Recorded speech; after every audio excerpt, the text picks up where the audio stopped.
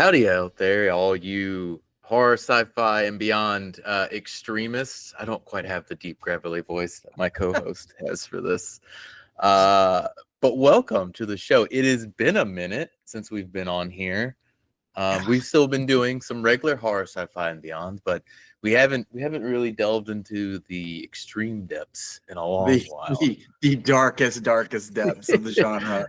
The darkest and of corners. Boy, are we diving straight in tonight. Yeah. So we had originally planned to do Happiness, which was sometime at the end of last year, and it felt like that was like maybe too big a hill to climb on our way back into to unpack for like a first episode back. So we just kept pushing it back and pushing it back and pushing it back, and then almost a year passed, and we're like, let's just do a regular extreme horror movie. Just a regular one. And something that's a little shorter. So we moved from a movie that's almost like 2.5 hours long to something that's 83 short, 83 minutes. But not happy minutes. So not an easy watch. No. But before we get into the movie we're going to talk about today, I guess we would unpack a few things we've seen recently. Have you seen Weapons? I have. And they never came back. What did you think of Weapons? It is the movie of the year for me right now. Like, it immediately captured my imagination, and I am kind of obsessed with it. I wanted to see it again so bad, but I still got to go see Fantastic Four. I have missed that, so I probably won't see Weapons again until it comes on video. But yeah, it's so and people that listen to the show might know that I was not a big fan of Barbarian. Like, I don't hate it, but it was one of those things where I felt like the hype, it didn't live up to the hype for me. Sure. Weapons completely turned me around on Zach Kreger. I cannot wait to see what he does next. No, yeah, I was in the same boat as Barbarian. I think Barbarian, I really liked the first hour or so of it. Yeah. And then I think it just kind of falls apart in the last like 30 minutes. For me, at least. The last 30 minutes to me of that movie make no sense at all.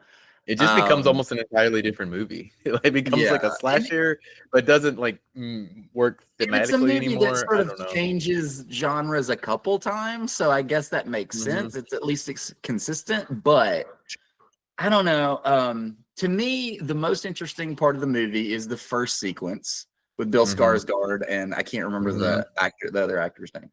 And then, honestly, nothing after that to me is very interesting, except for the 80s flashback where you see the guy and what he's doing. But Weapons now, like, I was in and I just stayed in. It never lost me. I loved the way it was structured with like each character getting a chapter, and they kind of overlap, but you get to see things from different points of view. I love that sort of thing. No, I loved it. I went into it not knowing much about it. I think I'd only seen like the teaser trailer, so I don't know if I'd even really seen a proper trailer. It's a great teaser. Oh, it's a wonderful teaser. I was like, you know what? I'm gonna watch this. I don't need to watch any of the other trailers. The other trailers may spoil it for me. I don't know, but I went in kind of completely blind. I don't feel like any of the trailers gave much away. Okay, good. Well, I remember thinking going in that it was like Julia Garner's movie. Like, I thought the whole movie kind of centered around her. Right. And so when it did that first like chapter break, and we went to I think we went to Josh Brolin's character next. I think he was second. Oh, yeah. I was like, oh, this is something interesting. But yeah, man, no, the one of the most satisfying endings, and I guess we won't go into too much spoilers, but one of the most satisfying endings I've seen in a long time, and I would highly recommend Weapons to anybody who's still on the fence about it. I would say see it in theaters. I would say see it with people. See it with a big crowd of people. It's really fun. Yes. And see it with me if you can, because I make a lot of like noise and stuff when I'm watching movies. Like, I'm just like, oh. I laughed a lot, and I scared a lot. It was fun. It's a hilarious movie. there's a the scene, there's final like one sequence, as harrowing as it is so funny at the same time.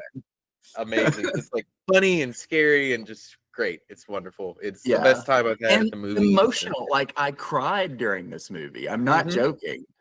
So I don't know. It's a roller Yeah, coaster ride. This really is. movie is kind of has like a little bit of everything in it. Who was you know, your we talk about that a lot, favorite? Who was your favorite character? to be honest, I kind of like, I can't remember his name off the top of my head, but it's Abrams is his last name. Austin Abrams. Austin Abrams character. He is really good. I really liked him. He is the lead of Krager's next movie, The Resident Evil remake or whatever. Yes. Yeah. He's also the only one that stayed on like when they completely recast it too. Sorry, my dog is really bothering me right now, and I want him to go away. Go to your bed. Go. Sorry about that, y'all. It's okay. He was like under the counter, like biting my hands and stuff. It was very annoying. He just wanted some attention. He wanted you to talk about weapons to him. He is the neediest dog I've ever met in my life, and that's a high bar to clear. But I've never met a dog more needy than Murphy. He just requires constant affection. But yeah, no, I love Gladys. Gladys is one of my new favorite characters. Oh my God. I didn't realize who it was for like half the movie. I didn't realize until I got out of the movie. I sat there right. I was like, I know that voice. I know that face, even though it's a lot older than the last time I saw her. But I was racking my brain, and then finally it hit me, and I was like, holy shit. Yeah. I haven't seen her in anything in such a long time. It's been a long time. And I think she's still been working, but it's just been in smaller roles. I think she's been on like some TV and stuff like that. Mostly. Yeah. Oh man. But yeah, I hope this really like kicks her career back off in like a I'd love it. Yeah. She's so good in this movie. Oh good, so great. But yeah, Weapons. You should go see Weapons if you're on the fence about it. And if you've seen it once, go see it again. They could use the money. We should, always support like original horror movies out there. Yeah. Even though this almost isn't a horror movie in a lot of ways. I don't know. It's like a weird mix of stuff. So I've listened to a couple interviews with him, and like some of his influences, he talks about Magnolia as much as he talks about like, what Village of the Damned or whatever. Yeah. Right. And that makes sense. Like you could definitely see like tinges of like John C. Reilly's character in the I can't pronounce his name. Straight up, it's exactly the same. He's like, except he's not as likable as John C. Reilly's character. But yeah, I love Alden Ehrenreich. That's it. Yeah. I wish he had a better career than what he has. I think that a Han Solo movie kind of set him back a little bit. Well, he did that. He did like the Hell Caesar movie, and like I felt like that was like a pretty. That was the first thing I remember him from, and he's so funny in that movie. Oh yeah, but that movie didn't do well. The best part of the movie. Sure, but I loved him in this movie. I loved Julia Garner. I really am digging her lately. Like she kind of snuck up on me. Yeah, but she's also the Silver Surfer right now. So. Which I haven't seen. I haven't seen Fantastic Four. I know. I need to catch it. Okay. I need to catch it before it leaves the theater, though, because you've seen all of them, right? Break my streak. What? Yeah, you've seen them all, and you've seen all the Marvel. I've seen every single one in theaters, so I need to go this week. Before it's gone. Now that we've talked about some like fun genre bending horror, let's just talk about something that is a gut wrenching, almost terrible 83 minutes to bear witness to. I'm honestly a little bit sorry that I brought this upon us, because this was my idea to cover it. And I'd seen it before. I think I'd seen it a couple times. I think this is my I've seen it at least 3 times. This is, I think, my 3rd time watching it too. And I always forget how deeply I hate the experience of watching it. Oh yeah. But for those that didn't read the title of the video, tonight we are covering from 1986, Henry, Portrait of a Serial Killer. You telling me you never killed anybody before? I ain't saying that. Which stars Michael Rooker as Henry, and Tom, is it Towles or Towles? I don't know. Towles, I think. Or... Yeah, Towles. I don't know. He's one of those guys that's in like Rob Zombie movies and stuff. Sure. They put him in a bunch of stuff. As Otis. Yes. And Henry is a serial killer. He has absolutely no emotions whatsoever. He just is compelled to brutally murder almost everyone he meets. Yeah. He has some emotions. He takes Otis under his wing as a sort of protege, and also has a very weird romance with Otis's sister Becky, and I do not remember the name of the actor that plays her. Yeah. So that is the long and short of Henry, yes. Which doesn't really do it justice in some ways. No, like I feel like because a bad director would have just made this schlock. You know what I mean? Like right. if this was a Roger Corman movie, it would be terrible, even though it probably hit all the quotas that they put. Like it would be terrible, but it would also probably be fun. Yeah, if it was a Roger Corman movie, this movie is it's just not fun at all. Like it is absolute desolation on screen. Like I've never, we've talked about some messed up movies on here before. We talked about Antichrist and sure, and what's it? Climax. Climax. Yeah. This movie, I think, has all of them beat. And obviously, like there are probably movies out there that are even more fucked up than this one. Sure. No, there absolutely is. This movie's all a vibe too, so a lot of ways. So it's not super graphic. It's not like a super graphic movie from like Star Trek. You hardly see any violence on screen. Like you see most of it's always implied, yeah. But mostly what you see is the aftermath and just like a dead body laying in a river or something like that, It's the bottle one that always gets me. Because the bottle, oh my god. So messed up. So how do we even approach this? I don't know. I mean, I don't even know where to really start because it's very vignette-y. Like the movie is almost slice of life. There really isn't like a plot per se. There's no plot. Yeah. Yeah. It's just, Henry comes to town and he moves in with Otis, and then Otis's sister Becky comes to visit. Yeah, not a whole lot happens. They just sort of hang out and drink beer and talk. And every once in a while, they will go and absolutely destroy someone. Yeah, I mean, but there are like it's those weird in between scenes where they're like talking, where you like slowly start to peel back the layers on these characters a little bit. Where it's like there's a scene with Henry where he's recounting like how his mom died, but he can't quite get the facts right. And then there's all that stuff with Otis where like he's hitting on that that high school like. The guy who's buying drugs from and all that sort of stuff. So we like there's just like weird layers to these characters, so they're not exactly like on the surface level, like exactly what. Yeah, and the movie doesn't really call attention to it either. Like, Otis hits on the guy while he's selling him. Is he selling him weed or is he selling him coke? Yeah. I can't remember. I think he's selling him weed. I'm pretty sure. Okay. He just reaches over and grabs the guy's leg, and there's never been any indication in the movie that Otis is gay. And it really never comes up again. No, because the only other time you see him do anything sexual is when they're attacking that family. Well, his sister. He does try to like grab his sister. That's true. He does. That's that's the end of the movie. Yeah. But that's also one of the only times Henry ever gets mad, really, too. Is like whenever Otis goes too far. Which is like that's so strange. That's like but it's also like what you kind of like it sort of like coats your audience to like sort of take Henry's side in some ways. Like he has some moral ground somewhere in there. Like where like that's too far. You know what I mean? I'm not sure that he does. I think that he wants to be in control of what Otis does. Because obviously the man doesn't have any sort of morality to him at all. I don't know though, because he's like, that's your sister. If he wanted control over him, I don't know.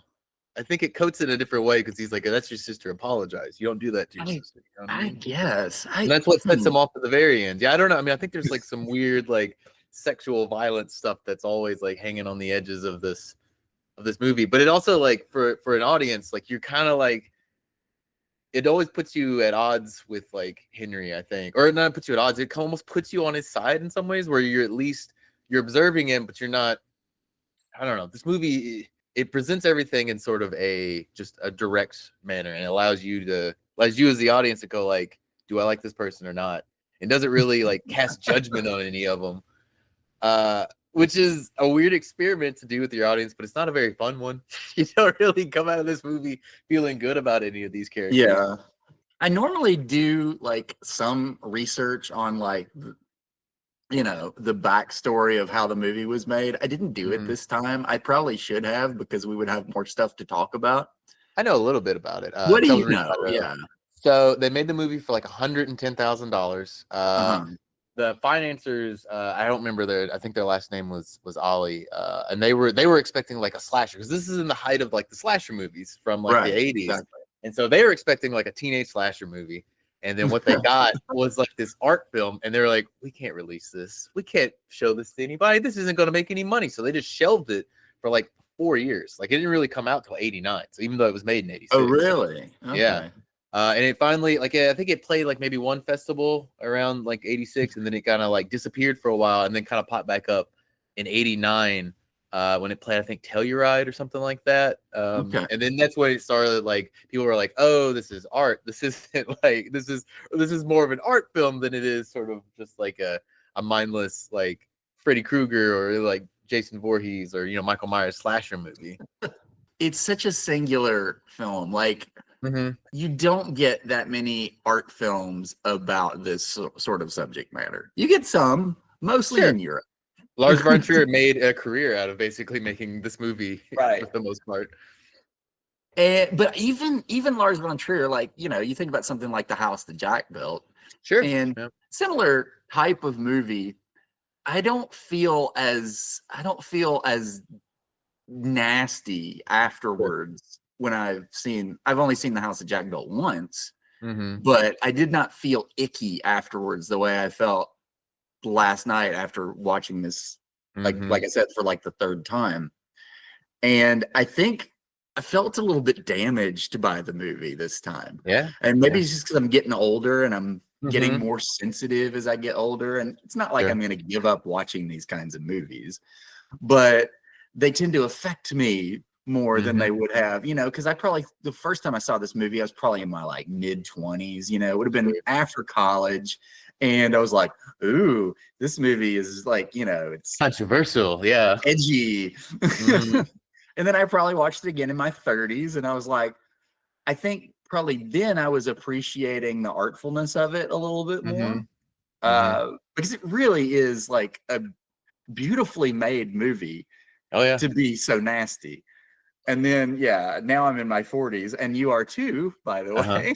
Yeah, just turned 40, so just a few days. What a way to usher it in is to watch. I think I did almost the exact same thing you're talking about, though. I think I've seen it once in my 20s, I've seen it once in my 30s. Now I'm watching it again while I'm hitting 40, and it does definitely hit differently than the first time I watched it. The first time I watched it, I was just like, oh, up until like the home invasion scene, it was kind of like. The first time I watched it, I was kind of like, this isn't as crazy as everyone was kind of making it out to be. Yeah. You know what I mean? Like, it's definitely disturbing. It's definitely gut churning in a lot of parts. Yeah.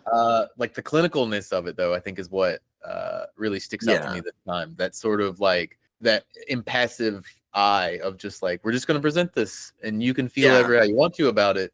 Yeah. There's no flourish to it at all. It is just, it's like you're in the room with these people. Yeah. Like it's almost like watching a documentary to the point where, they go and get a video camera and start filming themselves, murdering people. Right. And like the whole movie is there's like no handheld shots in the whole movie. So like it's almost all locked down, like slow moving. Yeah, except for when you're seeing what they're filming. POV camera stuff. Yeah. So it is it's very striking when it cuts to that and they're sitting there watching, like they're watching a game film or something. Oh my God. That cut to them when they're just sitting there and just like almost like no reaction to it and just like watching this sort of like terrible thing they did. And then he just rewinds it and just watches it again in slow motion, like just clicking slowly through it. I don't know how they filmed that scene. Like, I can't imagine what it was like on the set that day. Shooting that scene, because they supposedly the woman had to go to the hospital afterwards. She may have hurt her neck, she may have like had trauma, I don't know, but they like took her in to get checked up, which is I believe is is so horrific, especially for her in that scene. Yeah, I mean, because she's the centerpiece of the whole thing. Like there are like a couple other people in her, like her husband and like her kid comes home.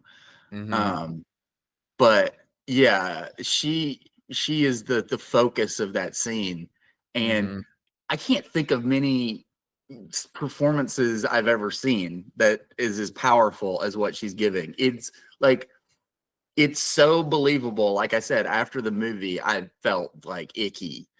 Oh yeah, having watched it, but yeah.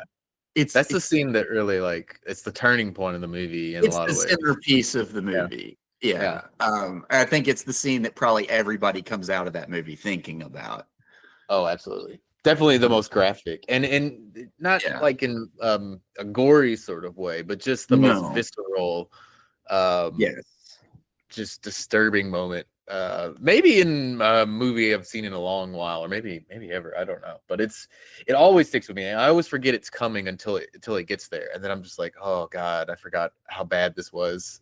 I was sitting there just waiting for it this time because I it's the scene that has been in my head for the past 15 or whatever years that I've been aware of this movie, and it got to the scene, and I still wasn't ready for it. Because how can you possibly be ready for it? Goodness gracious, this movie.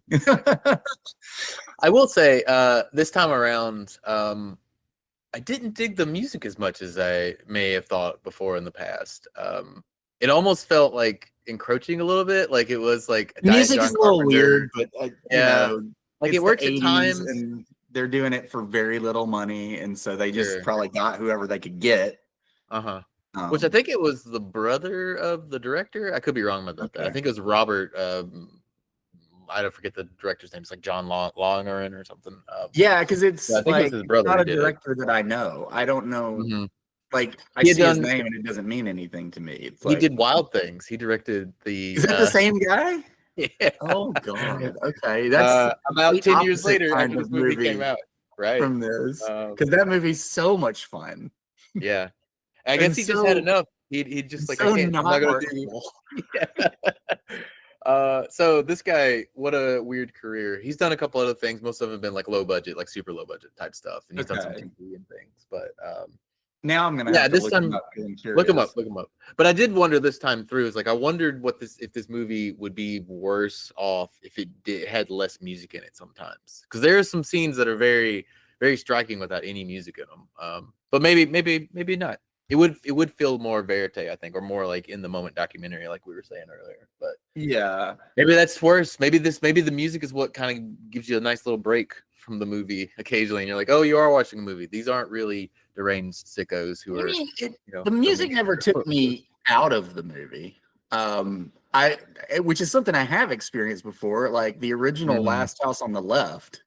Oh man, yeah. The music, which is another movie that makes you feel really icky when you watch it. But it also has that stupid like banjo music every time it cuts over to the cops.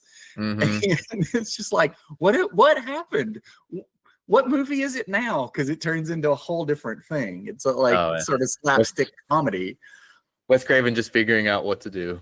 That was his first movie, I think. So it was his first movie, so he had no idea what he was doing. Yeah. Because he was like, and he was older too. Like he was in. Like he was almost 40 years old or something like that. He was like a professor before he went into like film. Yeah. Yeah, or he might have actually been in his 40s at that point. I can't remember, but yeah, it was like his second career. We could probably cover that movie. I don't know. We could probably do the first. I mean, the first one bad though. It's not good though. It's not a good movie. I much prefer the Ingmar Bergman version of that story. Have you ever seen that? The Virgin's Rings, yeah. It's really good. Yeah, it's great. So, and he just blatantly rips it off. Like he has no qualms about saying, like, yeah, it's just Virgin Springs. Yeah. Well, and he justifies it by saying, like, well, Bergman was just basing it on some medieval folk tale. So sure. I mean, at least he's honest about it. Yeah. I mean, I guess at least he's honest about it. But yeah, Henry, the performances in this movie are all really pretty good. All really good. Which apparently I didn't know this until I was reading about it earlier. Like Tom Toyles, Otis in this movie, has a background in as a comedian of all things. I could see that. He's Yeah. He's got a comedian face. Yeah. He's kind of funny looking. Yeah. He leans into it quite a bit in this movie. But I think what helps this movie and helps it feel a little more like lived in is like apparently they rehearsed for like 2 weeks before they even started filming anything. And then they shot for about a month. Which it really gives like some of their performances, and they wrote their own backstories. I think was the thing too. It's like the writer and the writer and like the director sent them home and was just like, come up with your own backstory and we'll like incorporate it. We'll get the writer to incorporate it into the movie. And so like some of the stuff they came up with like fed into the movie itself, which is a really interesting way to work. I guess I assumed that they just wrote sort of like a loose script that they could just like make more malleable and sort of fit whatever things they kind of came up with in the moment. Yeah, it doesn't seem like there was any sort of script going. It just seems like they had sort of scenes, ideas for scenes, because like we said, there's no plot to this movie at all. It's kind of like, did you ever see, what's the movie Stranger Than Paradise? The Jim Jarmusch movie? Yeah. Yeah, it's a lot like that movie. Yeah. It's like a hangout sort of movie where we're like just kind of following these guys around. They just happen to be two men and a woman. It's two men and a woman, and yeah, they're just sort of hanging out and doing whatever. It's just this movie has brutal murder and sexual violence in it. Yeah, I will say though, in the second half of the movie, like I think after the home invasion scene on. They play a lot with the idea that you think something is going to happen, even when it may not. So like they just linger on things for a very long time. Like it's all that stuff with like Henry when he leaves after the Otis's sister like hits on him, and then like Otis pops in on him. Like he's all that stuff where he like lingers and like is he going to do something? And eventually, yes, of course. Which leads us to maybe the most violent thing in the movie is where Otis gets stabbed in the eye near the end, and it's so badly ahead. You know what I mean? Yeah. I mean, what can you do? They didn't have much money, and I don't know. I mean, to me, like, I don't even know if you needed to see it. It was the thing. Like, I think probably they could have left it out. Yeah. Probably not, but I don't know. It doesn't bother me, even if it looks a little silly. But I don't know. When he goes over to when he kills Otis and then takes him over to the bathtub and you just see him like cutting. We hear it first. You hear that like gurgling. You hear the noise like squishy. Ripping. Yeah. And then you see him take that head out and just put it in a garbage bag in the sink. It's just like because it's the goriest thing you see in the whole movie, really. I mean, you see the dead bodies that he leaves behind, they're all like bloodied and brutalized. I mean, the bottle thing, that's a big one, but a lot of them are, it's almost like looking at crime scene photos in a lot of ways. Yeah, it's like a little tableau, Yeah. But yeah, that like him like cutting the head off and then just like Sarah like just like not even really like dropping him over the bridge like it's nothing. Which I will say that this time through I did notice this. So when he drops the second bag, there's like a weird cut to the water in this sort of like musical cue that sounds almost like we are transitioning like it's almost cueing the audience that maybe things are going to change for Henry in some ways. I don't really know what they were doing there. Like that's the only the way I could read it this time through. Well, I feel like that's the path the movie is leading you down. That's what the movie wants you to think, and then you get that final scene where it turns out that no, there was no getting through to Henry. Henry is a desolate, soulless person, and he's never going to change. It doesn't matter that Becky like truly had affection for him and really like, I think she wanted them to just be together and stuff. Anyway. Yeah. This whole movie, but there's also that so along with that last shot, which is all just like one take, there's a lot of like long takes in this movie. Yeah. A lot of like slow creeping like dolly shots and like the shot where we're in the car with them where Otis goes out for like his first like real like I want to kill somebody scene. There's just like a long shot where we're just riding in the car with them and that music's playing and you just kind of like know something bad is gonna happen. They're just like Like, what am I doing? Why am I watching this? Like, I know they're gonna go kill somebody.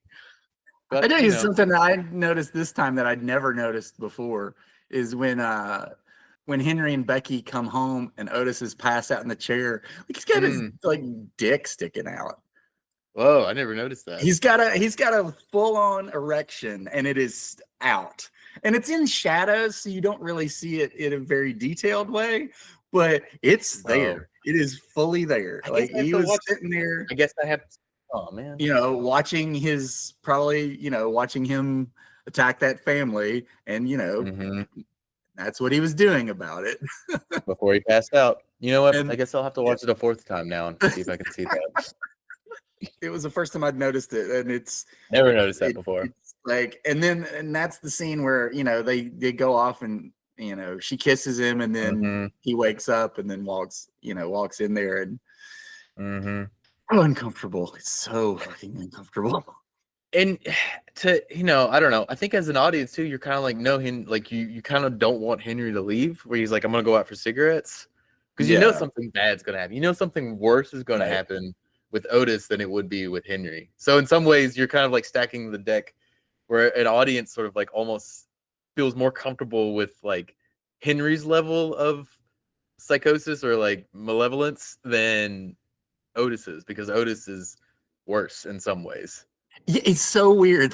Like you got a character like Henry, and somehow Otis is worse. Yeah, right. That's where the movie leaves you, and it doesn't leave you on a good note. You're left with like Henry traveling off, probably going to do more destruction wherever he ends up next. It really is a brilliant story choice to have Otis be an even more despicable character. Yeah, I didn't even think about it like that before, but wow, like that is an achievement right there. Sure. Yeah. And I think part of it is colored by, I've watched Michael Rooker and stuff. I had seen a bunch of his movies before I saw this movie. So I already liked him, even in movies where he's playing like, even in something like Mallrats where he's the worst. You still like him because he's funny. Yeah. Yeah. He's like the redneck, I think, in Mississippi Burning, or he's like one of like I think he plays one of the villains in Mississippi Burning too. So like he's had other roles where he plays sort of like like a bad person, but like this may be the worst. Right. Person. But then you got something like he's in JFK and he's like just this he's pretty noble guy, I think, in that movie. He's an actor I just really love, and I guess this movie came out of kind of like as much as I do know about the backstory of this movie, I guess he was doing theater in Chicago. Yeah, all the actors came out of theater, the local theater there. Because Michael Rooker, he's an Alabama guy. He's from down here. I want to say doing theater in Chicago, which I think he ended up in Chicago because of his dad, I think is what it was. Like his dad went up there for work, and then he traveled up there with him, and then he just kind of stuck around up there. But yeah, all the actors in this movie had like a theater background. I think some of them worked with what's his name? Stuart Gordon, who did like the Reanimator movies. So like I think Otis and his sister, I can't remember her name off the top of my head, but yeah, they both worked with him like in just like the theater up there because he came from a theater background. But I mean, Chicago theater has arguably given the film community even more than New York theater. Yeah, because New York theater is very big and splashy, and people that get involved in New York theater tend to stay doing New York theater. But Chicago theater is different because it is more experimental. And it doesn't pay as well. So all these people have to get into movies because they have to be able to make a living. But that's where you get John Malkovich and John Cusack and William H. Macy and Joe Mantegna. And like the list goes on and on. A lot of people were doing like Sam Shepard plays and David Mamet plays, very serious, iconic works of the American theater. And it's cool to think that Michael Rooker was one of those dudes, like John Doe was like a serious actor in the Chicago theater, Oh, John Mahoney, that's another big one from that whole scene. But yeah, man, I would love to be in Chicago and be in theater there. And like the late 70s, early 80s. I mean, like you're saying, like exciting thing. there's less money, but that also means there's less, restraints. Like you've got room to play and try new they're things. really doing like great work and stuff like that. Yeah, I mean, not that they're not doing great work on Broadway. Sure. I love Broadway, but it's a different it's a different vibe than what I gather Chicago theater to be. Even though, like I said, I've never been to any plays in Chicago. I've been to Chicago a few times, but I never went to a play, much less in the in the 80s when I was a child. People turning into this thinking they're going to hear about some disgusting, horrible, extreme movie and just end up us talking about Chicago theater for jokes on y'all. It did lead to a funny story from that time period because I guess Michael Rooker was doing a play or something with some woman, and he gave her a ride home one night, and he asked her, like, "Are you not creeped out by me at all?" And she's like, "No." And he goes, "Well, you didn't see Henry Portrait of a Serial Killer." Don't go rent it. Go home, enjoy your life.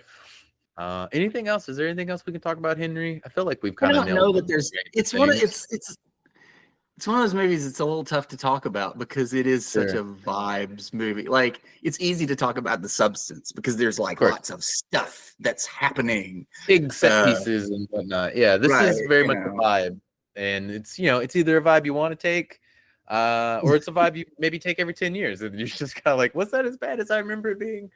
Yeah, and I wonder if there's people that just are really into this movie. Like, is this somebody's favorite movie? Bet there is. I mean, it's not like a bad one to be like. No, I mean, the thing is, it's a really good movie. It's just if somebody said this was their favorite movie, though, I think I would be suspicious of that person.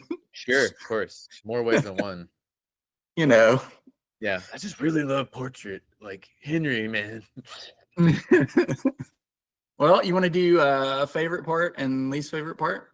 Sure. You want to go first? You want me to go first? You can go first.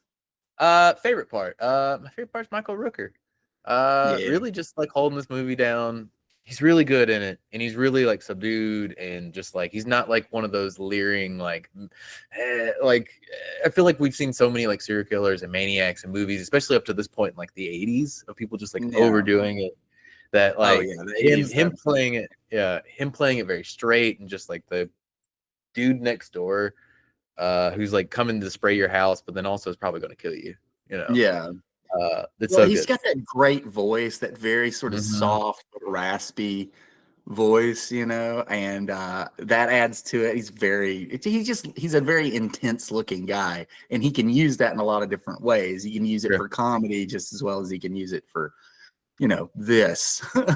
Versatile actor, that Michael Rooker.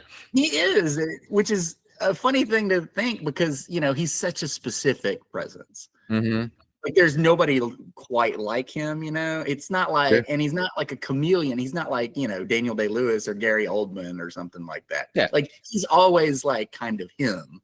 But I like actors like that sort of have their own persona. I think like Denzel Washington is another good example. Like, Denzel's never doing anything super different. But yeah, Michael Rooker, he's really great in this movie. Least favorite part, the head. I think the head looks pretty bad near the end. If I was going to nitpick anything, because a lot of the other violence in the movie is so shocking and like graphic and like, or you know what I mean, like the Coke bottle scene at the top we talked about, the guy getting killed with like the TV, which we never mentioned.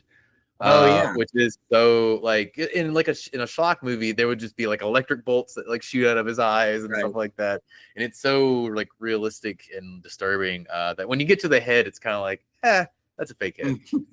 All right, favorite part. You know what? I love that this movie is only 83 minutes long. Because if I'm going to make myself sit in this world, I don't want to do it for a very long time. Sure. I want to get in and get out and then go, podcast about it. Or take a quick shower and then podcast about it. I will say though, last night, like my mood changed drastically after I watched that. Like I was very upset. Like I had to go and like listen to pretty music and stuff like that. I did the same thing. I watched it today. I had to go on a walk afterwards and just kind of like listen, music can clear my head because it's just it's oppressive in the way that it's just never lets up. There's no light at the end of this tunnel. It is just darkness. Yeah. And we keep traveling deeper and deeper. Which leads me to my least favorite part, which is how I felt after I watched the movie. It's nothing to do with the movie itself. I think this movie is a very good movie. But I don't like watching it, and I don't know why I've put myself through this and you through this again. We'll do it again in 10 years when you're 50, and I'm sure it'll hit a little differently then too.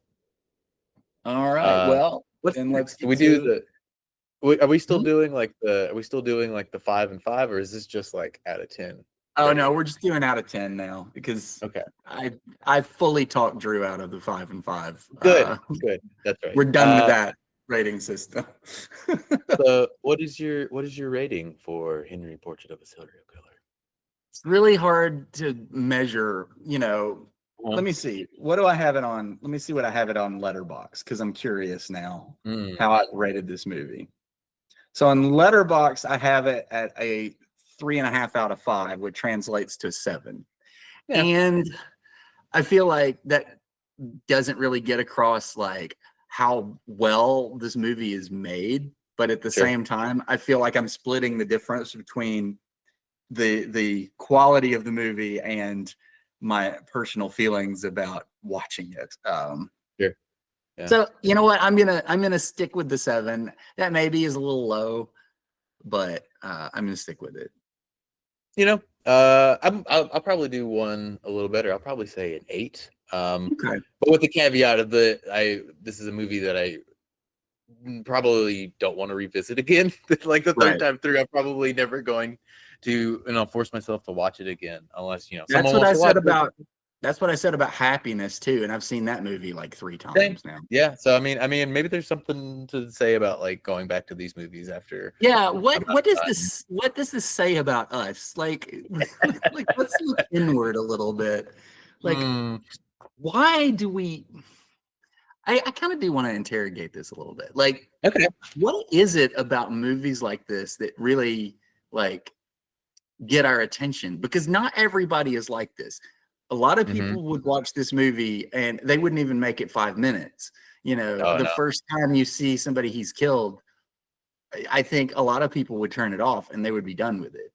Sure. But for some reason, we just like, what happens next? Show me how it ends. Yeah, no, there was like walkouts when they first premiered this, like at a festival. I'm sure there were. Half the theater walked out of it. But yeah, what is so appealing about this movie that like keeps us at least like watching till the end, and not just because we we're doing a podcast on it, but also because this is our 3rd time through, and we finished it 2 other times before this completely on our own without any like sort of like obligations or anything like that. So I think the first time is always just curiosity to see what it's like, and then the second time to me was sort of like, was that as bad as I remember it being? Do I was it? Is my memory a little? It couldn't now possibly be. Yeah. And then here we are now again doing it a 3rd time. There's a lot of art to this movie. There's a lot to enjoy, if that's even you could say that artistically about the movie. And how it colors its characters and way it's shot and everything, the cinematography, but it's just so like scummy and just makes you feel so bad by the end because there's no redeeming characters. Like the only one you have is the sister, and it's just it's Becky, and Becky, but she's never gonna. She winds up, but even cut up in a suitcase. So. Sure, but then like even she's like, so she's left her daughter, in like another state with like her grandmother, and her husband's in jail, and she's clearly attracted to Henry, which what does that say about her as far as like her choices in men? All these characters are damaged in some ways, and like they're all, I don't know if Henry is looking for anything, but I feel like she's at least looking for something good, and she doesn't get it. And he's I think he's a handsome guy, and he's mysterious. Sure. So it's easy brought to home a see, guitar. Like, yeah. But even after Otis tells her, like what his story is, like he killed his mom and stuff like that, that doesn't really deter her at all. No, it almost piques her interest. Like she wants to know more now. Yeah. So you wonder what would have happened to her if he hadn't, killed her and cut her up and threw in a ditch. I don't know. I think for me, it's weird to like admit something like this, but I'm somebody like I have a lot of dark thoughts. Like I just have a very dark imagination. I have ever since I was a kid. I used to draw pictures, very violent pictures of like, pirates fighting on ships and stuff. But, some people were getting impaled and their, limbs were being chopped off. And, I used to draw monsters a lot. That was my other favorite thing to draw. And it continued into adulthood. Like if I let my imagination wander, it's going to go to some pretty dark places. I think the key is that, having control over that and, not letting it manifest itself towards other people. Like, I don't think it's necessarily bad to have a really dark imagination. I think we get a lot of great art out of that. I don't necessarily use it for art. I just sort of enjoy the sort of dark fantasy aspect, I guess. But yeah, thankfully, I think, anybody could end up being somebody like Henry, though, where you have these sort of dark impulses and you don't control. You either can't or you choose not to control. Yeah. Which is probably the scarier part of Henry is that I think he knows what he's doing is like wrong, but he wants to do it. You know what I mean? Yeah. Like it feels like he almost like that's where he gets his joy from. I don't know. I get if you want to call it that. Joy, yeah. I don't know. Because he seems very happy. I only think of it that scene where he's talking about like how to get away with it with Otis, and it's maybe the happiest he sounds in the entire movie while they're watching this bum get beat up and like his sandwich stolen. You know what I mean? Yeah. Like maybe the happiest that Henry sounds in the entire movie. So I don't know. Maybe that's just how he gets his kicks. But yeah, no, I mean, I think it's some of it is probably like vicariously living through these characters a little bit and just reveling in sort of like these dark echoes of humanity. What would be a good double feature with this movie? What do you think? Ooh, I think it would have to be something light. Like I feel like you would put this on first, and then you would need something like I was trying to think of like what's that? What wasn't there? Oh, you wouldn't want to put on like Man Bites Dog. That would be way too much. Did you ever see that movie? It's sort of like this movie, but like very verite, like very documentary, like it's a faux documentary sort of thing. But it's about following this guy who's like a serial killer basically in like France. It's real messed up, like real. So you wouldn't want to follow with something like that because that would probably be too much. So you probably want like something like silly and light. Like what was that? What's that fake documentary about like the guy who wanted to be a serial killer? Yeah, that was gonna be my answer. The Behind the Mask. Behind the Mask. That I think you would follow it with something like that. I'm so glad you brought that up because that was when I was thinking about what would be a good double feature. That was the movie that came to mind. And you'd have to watch that one second because you couldn't watch this one. Yeah. Because you need a laugh. That movie's really good and really underrated. And it is. They tried for years to make a sequel and it never happened. I'm very sad about that. Yeah. Well. Anyway, I guess that's all we have to say. Henry. I think our score at the end was you were a 7 and I was an 8, so we were a 7.5.